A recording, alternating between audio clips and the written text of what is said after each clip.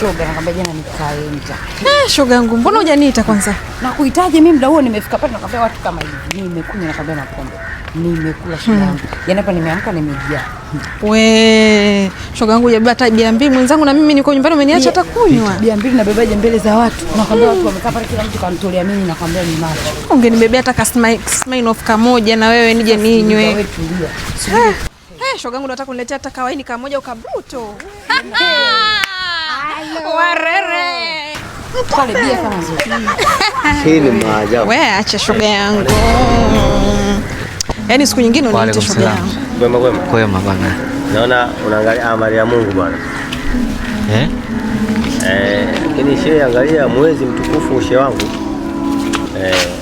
Hata kama itatokea unaangalia kidogo shehe wangu, afasema astaghfirullah, unaendelea na safari zako. Sawa. Hamna shida tu bwana. Shehe bwana. Haya sawa. Haya bwana. Haya. Haya. Haya bwana. Haya sawa.